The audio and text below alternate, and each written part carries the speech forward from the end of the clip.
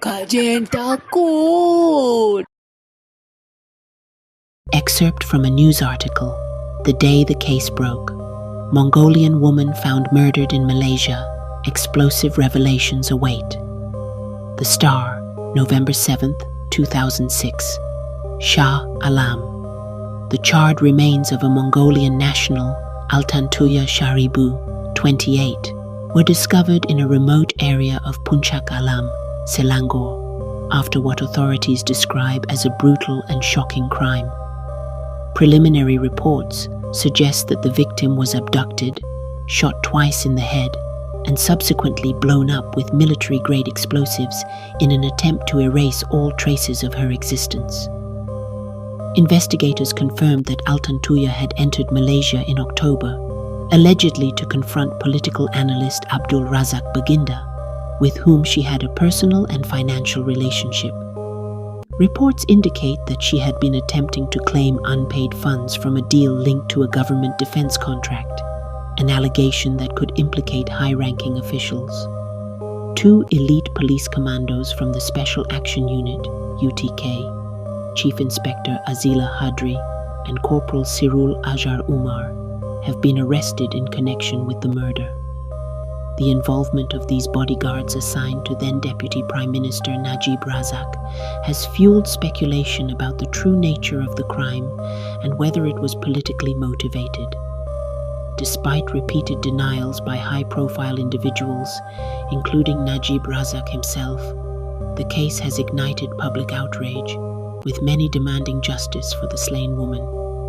Her father, Dr. Setev Shaariibuu, has vowed to pursue legal action, claiming that his daughter was killed for knowing too much about sensitive deals.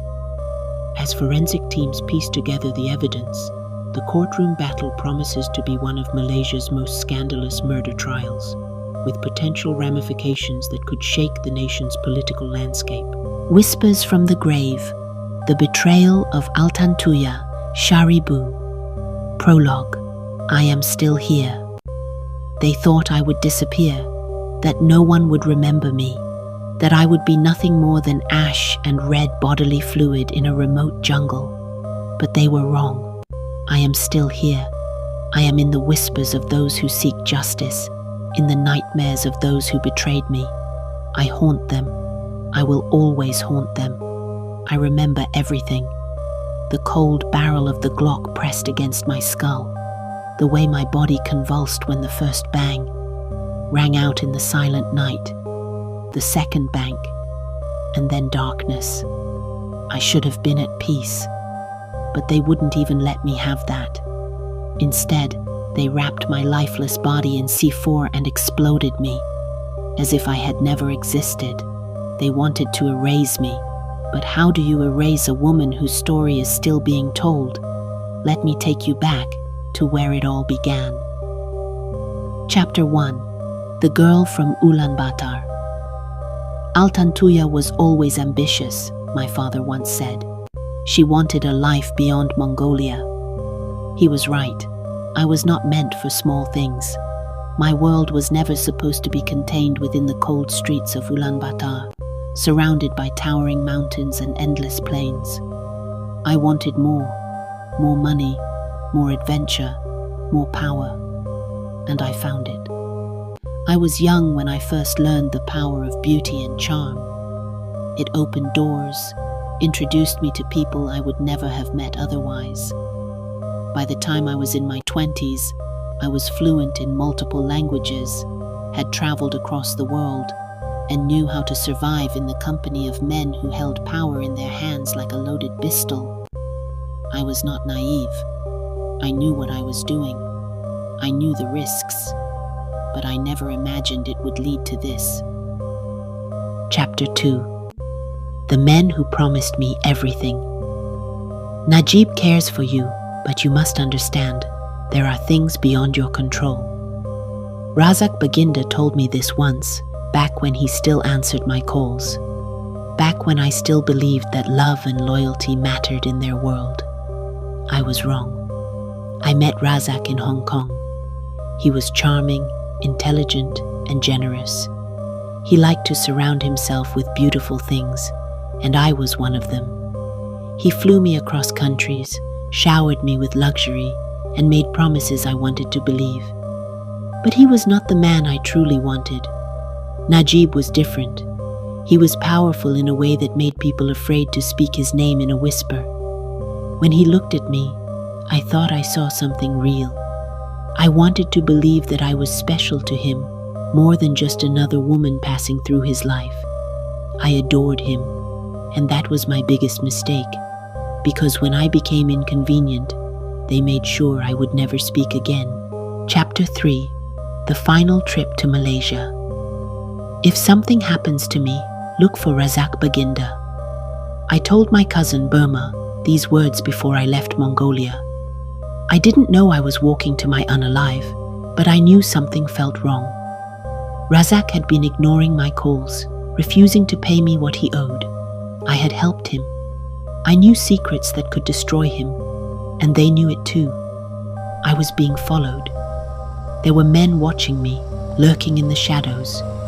The night I was taken, I saw their faces, Azila and Cyril. They were professionals. They had done this before. "Where are you taking me?" I asked, my voice shaking. No answer. "I have a baby. I am pregnant," I pleaded, hoping that maybe, just maybe, they would have mercy. But there was no mercy. Only bang bang. Only silence. Chapter 4: The men who killed me, Azila and Cyril. They were just pawns, taking orders from men far above them. "We were following instructions," Cyril once said. "We were just doing our job." Doing your job. As if unalive was just another task on a checklist, but even they couldn't deny the truth. "I am a scapegoat," Cyril later admitted from Australia. "The orders came from above." They did.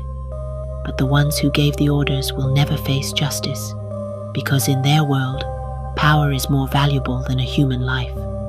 Chapter 5: Najib, my betrayer. I never knew her. That is what he said. That is how he erased me. As if I had never whispered his name in the dark. As if he had never held me, kissed me, promised me things that I was foolish enough to believe. "No, no, no," he told reporters, his voice shaking. But he was lying, and he knows it. If I could live again, I would never have trusted them. I would never have followed love into the abyss.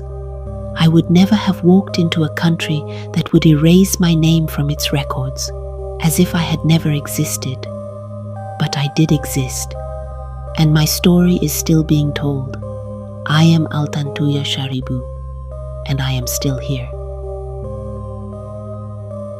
Paranormal Disturbances. Whispers from Altantuya. Written from the perspective of those who experienced paranormal disturbances related to the Altantuya Shaariibuu case. Chapter 1: The Voice in Bukit Damansara. Bukit Damansara, 2007. A security guard working at Razak Baginda's residence shares his experience. "My name is Azman. I worked as a security guard in an elite neighborhood in Bukit Damansara. After Altantuya's murder became a media sensation, I started experiencing strange things. The first night I was on duty after the case gained attention, I was stationed at the guard post near Razak Baginda's house. It was quiet, only the wind rustling through the trees. Suddenly, I heard a woman crying. I thought someone was outside the house. I got up from my chair and walked to the gate. I looked left and right. There was no one. But the voice grew louder. Woman's voice. "Razak! Razak! I want my money. You promised to pay me." My heart nearly stopped. That was a voice I had heard before. The voice was coming from the main entrance of the house. I swear, it was Altantuya's voice, the woman who had lost her life in the most gruesome way. I stepped slowly toward the gate, scanning the surroundings. No one was there. And then, I heard footsteps walking on the gravel path. I looked down at the ground. The small stones scattered across the path were moving on their own, as if someone was walking there, someone I could not see. A cold gust of wind hit me, sending chills down my spine. I ran back into the guard post and locked the door. That night, I didn't sleep, and after that, I quit my job. Chapter 2. The Forest of Puncak Alam, Something That Walks Without a Shadow. Puncak Alam, 2008. A forensic officer shares his experience while investigating the crime scene. I am a forensic officer. I don't believe in ghosts or supernatural beings, but what I experienced in the forest of Puncak Alam will haunt me forever. That night, we were conducting an additional inspection at the site where Altantuya's bones and body fragments were found. Even though the case had already gone to court, we still needed to gather any remaining evidence. The clock showed 1:30 a.m. The forest was dark and eerily silent. I and 2 other officers walked toward the murder site. Only our flashlights illuminated the path ahead. Suddenly, the sniffer dogs began barking furiously at a tree in front of us. I looked in that direction, but I saw nothing. The dogs howled and backed away, tails tucked between their legs. I glanced at the other officers. Police officer. Why is the dog suddenly scared? We kept moving forward, but I started to feel something was wrong, like something was watching us from the darkness. Then I heard it, a whisper. I'm here. I froze. I looked to my left.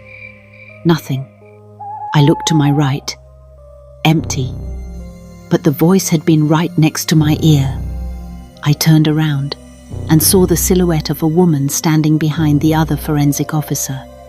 She was wearing a red dress, her hair long, her face blurred. I couldn't move. The woman slowly raised her hand, pointing toward the ground beneath us, right at the spot where Altantuya's remains had been found. I couldn't say a word, but in the blink of an eye, she vanished, like mist blown away by the wind. I shivered. We rushed out of the forest. That night, I couldn't sleep. I knew she was still there, waiting for justice. Chapter 3. The Haunting in Prison. Whispers in the Cell. Kajang Prison, 2009. A prison warden shares the disturbances experienced by Azila Hadri and Sirul Ajar. I worked at Kajang Prison. I've handled the worst criminals, but no one looked more terrified than Azila Hadri and Sirul Ajar. One night, I was doing my rounds as usual. When I passed their cells, I heard Azila talking in his sleep. Azila: "No, don't come near. I was only following orders." I noticed he was shivering in his sleep, sweat dripping down his forehead. Then Sirul, who was in the next cell, suddenly woke up screaming. "Sirul, did you see her? Did you see her?" I opened the small slot in his cell door and asked, "Me? See who?" Sirul: "Her. She was just here. I saw her standing at the foot of my bed." I looked inside the cell. It was empty. Me: "Don't be ridiculous, Sirul." But then I heard it, a soft whisper. "Why did you kill me?" I felt my blood turn cold. I turned to look at Azila. He was still asleep, his face twisted in fear. I tried to stay calm and continued my rounds, but I knew I wasn't the only one who heard the voice. After that night, Sirul started talking to himself in his cell. He kept saying he saw a woman's shadow inside his cell every night. 2 months later, Sirul requested to be moved to another cell, but the disturbances never stopped, because Altantuya was still there.